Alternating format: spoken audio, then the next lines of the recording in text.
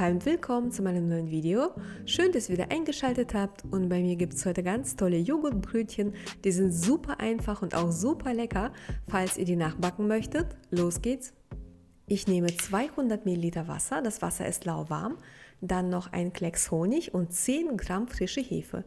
Die Hefe löse ich in Wasser auf. Statt Honig kann man auch Zucker nehmen, so eine gute Prise. Dann füge ich noch 280 Gramm Dinkelmehl T630 und 250 Gramm Mehl T405 hinzu. Außerdem noch 9 Gramm Salz und 150 Gramm griechischen Joghurt mit 10% Fett. Dann füge ich das Wasser hinzu und verknete alles zu einem Teig. Meine Küchenmaschine lief 5 Minuten auf Stufe 2. Der Teig kommt dann in eine mit Olivenöl eingeölte Schüssel. Er ist sehr weich und fühlt sich geschmeidig an und klebt auch kaum und muss dann zugedeckt mindestens 1 Stunde gehen. Meinen Teig habe ich 2,5 Stunden gehen lassen.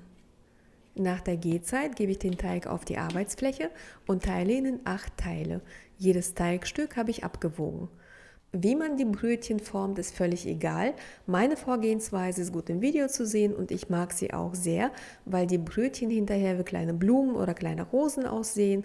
Aber das ist ja Geschmackssache. Die Teigkugeln lege ich dann mit der Naht nach unten auf ein gut bemehltes Geschirrtuch und lasse sie dann noch zugedeckt 1/2 Stunde gehen.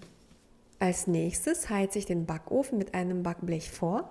Das heiße Backblech bestäube ich mit etwas Mehl. Die Teigkugeln setze ich dann mit der Naht nach oben aufs Backblech. Die Brötchen werden bei 250 Grad Ober- und Unterhitze oder bei 230 Grad Umluft ca. 20 Minuten mit Dampf gebacken. Man kann dafür eine feuerfeste Schale mit etwas Wasser, so ungefähr 100 Milliliter, auf den Backofenboden stellen. Ich mache das ohne Schale, ich gieße das Wasser auf den Backofenboden und mache schnell die Tür zu. Nach 10 Minuten Backzeit lasse ich den Dampf immer ab. Auch für dieses Rezept gilt die Regel, jeder Backofen ist anders und die Backzeit hängt vom Backofen ab. Meine Brötchen waren 20 Minuten im Ofen, ich habe sie mit Umluft gebacken. Macht einfach einen Klopftest, wenn sie hohl klingen, sind sie fertig. Und nach dem Backen habe ich sie mit etwas Wasser besprüht für einen schönen Glanz. Und hier könnt ihr einmal sehen, wie toll die geworden sind. Meins ist hier noch lauwarm. Danke fürs Einschalten, viel Spaß beim Nachbacken und bis zum nächsten Mal. Tschüss ihr Lieben!